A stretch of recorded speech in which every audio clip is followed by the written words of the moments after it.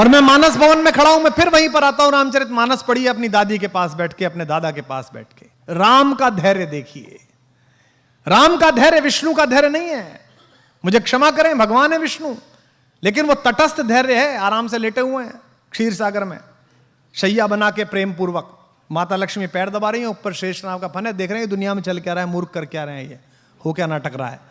राम का धैर्य तो जीवित रहते हुए उसी व्यवस्था का धैर्य है। राम को प्रोवोक करने की एक हरकत दुनिया नहीं छोड़ी। पुत्र के रूप में सोचिए वो लड़का कैसा होगा, वो व्यक्ति कैसा होगा जिसका राज्याभिषेक होना जा रहा है और एक साइड में पता चला कि वन चलो कपड़े उतारो, अब ये वलकल पहनो, पत्नी को लो और निकलो। कितना कठिन समय। लेकिन राम राज्याभिषेक होगा, मैं राजा बनूंगा, इस पर प्रसन्न नहीं है, और मुझे वनवास मिल गया, इस पर दुखी नहीं है। यही राम होना, यही राम होना है। लोग समझते हैं जंगल में पोस्टिंग, लोग समझते हैं कोने में पोस्टिंग, लोग समझते हैं वहां काम करना है तो कैसे काम होगा, मेरे लिए तो पनिशमेंट हो गया। यही अवसर है जो आपको ईश्वर दे रहा है। दशरथ के पुत्र राम जब तक अयोध्या में रहे, युवराज राम कहलाए, श्री राम कहलाए, और जब जंगल जाकर लौटे तो मर्यादा पुरुषोत्तम भगवान राम कहलाए। इस पूरी यात्रा ने उन्हें भगवान बनाया, इस धैर्य ने उन्हें भगवान बनाया, और अद्भुत धैर्य है उनके पास। उनका अपमान करके कोई चला जाता है, वो धैर्य के साथ मुस्कुराते रहते हैं। उनकी पत्नी का हरण हो जाता है, उसके बाद भी वो धैर्यपूर्वक पूरी व्यवस्था करते हैं। और एक बात सोचना आप सब लोग, राम, मैं अक्सर इस बात पर बहुत अंदर तक थ्रिल रहता हूं। राम अयोध्या से चले, उस समय का सबसे बड़ा खानदान था वो। हिंदुस्तान में जो कुछ भी बड़ा था उन्हीं क्या पैदा हुआ। इक्ष्वाकु, अज, रघु, दिलीप, पुररवा, ययाति, नहुष, दशरथ, सब बड़े आदमी उन्हीं क्या। भारत का नाम जिस पर रखा गया वे भी उन्हीं क्या पैदा हुए, भरत, सब उन्हीं क्या पैदा हुए। लेकिन उसके बाद भी जब राम एक वलकल पहनकर चले तो रास्ते भर में राजाओं को भी तो पता चला होगा कि भाई दशरथ का लड़का जा रहा है, वो भी तो मिलने आना चाहते होंगे। राम उनसे सहायता भी ले सकते थे। जिस पंचवटी में मां सीता का हरण हुआ है वो तो उनकी नंदसाल के बिल्कुल बगल में है, कौशल प्रदेश में, रायपुर में, वो बिल्कुल बगल में थे। वो अपने नाना से कह सकते थे, अपने मामा से कह सकते थे कि साहब आप जरा मेरी सहायता करो, मेरी पत्नी का अपहरण हो गया, सेना दे दो जरा, मैं चलूंगा। उन्होंने ऐसा नहीं किया। उन्होंने एक भी राजा को अपने साथ नहीं लिया।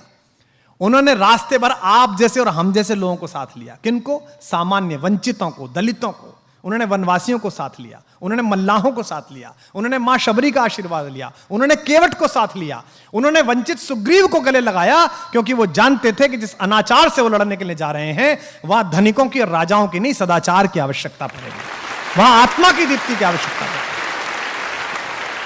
तो राम का यह धैर्य ही उन्हें विजेता बनाता है। भाई रावण को तो बाली हरा चुका था पहले, आपने कहानी सुनी होगी। रावण को तो शहसबाहु भी हरा चुका था। रावण कोई ऐसा अर्जेंटीना नहीं था, ऐसा ब्राजील नहीं था कि हराना मुश्किल था। उसको तो हरा चुके थे दोनों।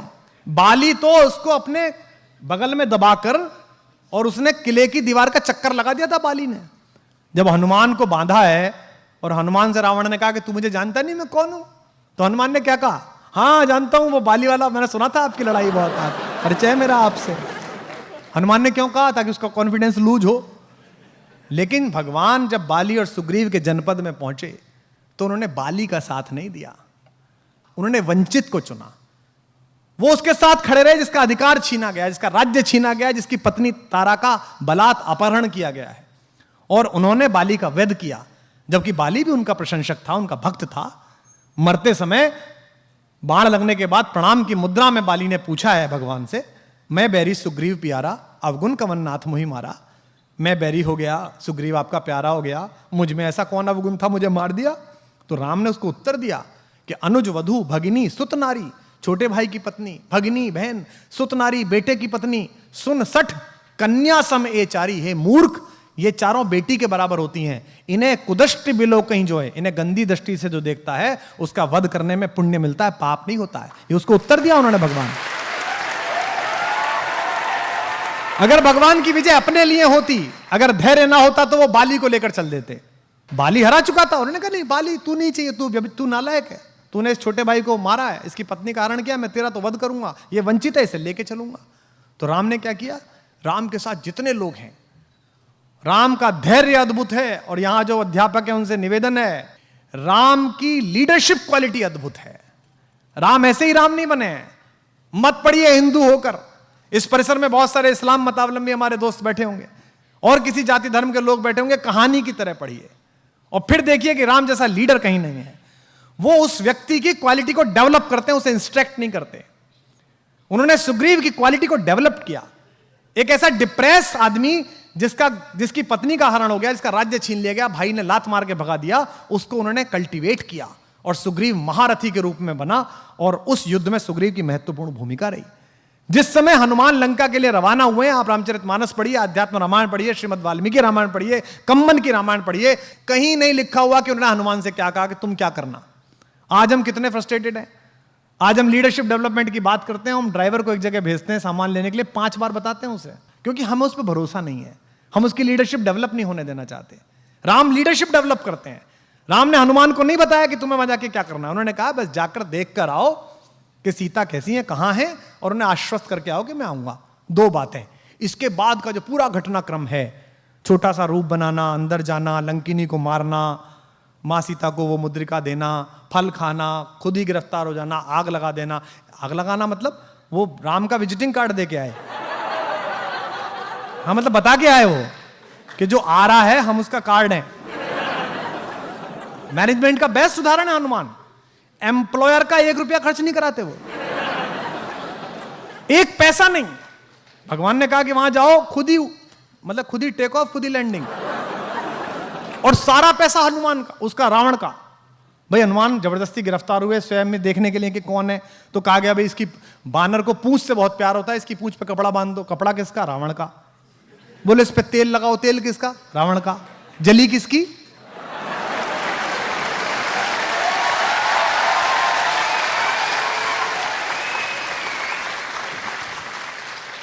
बेस्ट एम्प्लॉय, सर्वश्रेष्ठ व्यक्ति, कोई ना नुकर नहीं। भगवान राम के जीवन में जो 2 कठिन समय आए, उन दोनों में उन्होंने ही पार लगाई। उनसे कहा गया कि भाई मेरा भाई ये बीमार है, सोचो राम पर कैसी बीती होगी। भगवान राम के जीवन का सबसे कठिन रात वो है जब उनके भाई को मूर्छा आई। उस रात राम कितने भी ईश्वर हो, मनुष्य रूप में जी रहे थे। मन में ये तो आई होगी यार अयोध्या जाके क्या कहूंगा, पत्नी कहां अपहरण हो गया, भाई कहां युद्ध में मारा गया। ऐसे समय में हनुमान काम आए और हनुमान गए, वहां कंफ्यूजन हो गया कि कौन सी संजीवनी बूटी, मेडिकल स्टोरी ले आए पूरा। बोले भाई इसमें से देख लो कौन सी है। तो 2 बातें हुई, पहली हुई जिज्ञासा, दूसरी हुई धैर्य, तीसरी हुई आपको क्राफ्ट करने वाले लोगों में कि आप लीडरशिप डेवलप करें, आपके अंदर नेतृत्व की क्षमता डेवलप हो। और नेतृत्व की क्षमता का शिक्षा से कोई मतलब नहीं है। मैंने निजी रूप से जाना है, मैंने एक बहुत कम शिक्षित 5वीं पास व्यक्ति के साथ आंदोलन किया है उनके नेतृत्व में, और मैंने तथाकथित एक बहुत बड़े पढ़े लिखे के साथ राजनीति करी है।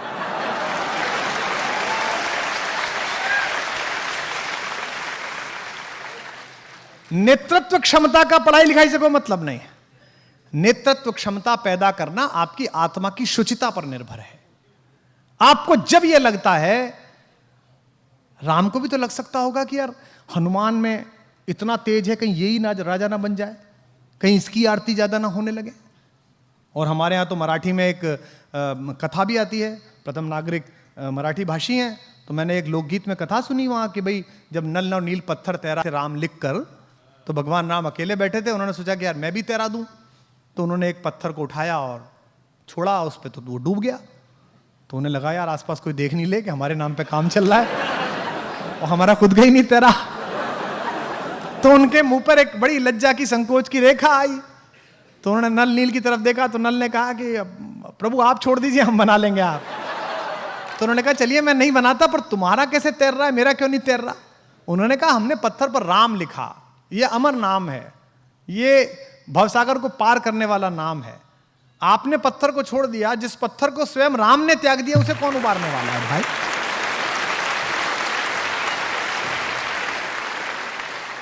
तो लीडरशिप इस बात से निर्भर होती है कि आप इस बात में कितना विश्वास करते हैं कि ईश्वर द्वारा तय किया गया मेरा भाग्य किसी मनुष्य के निपटाने से, खत्म करने से, बढ़ाने से ना बढ़ेगा ना घटेगा।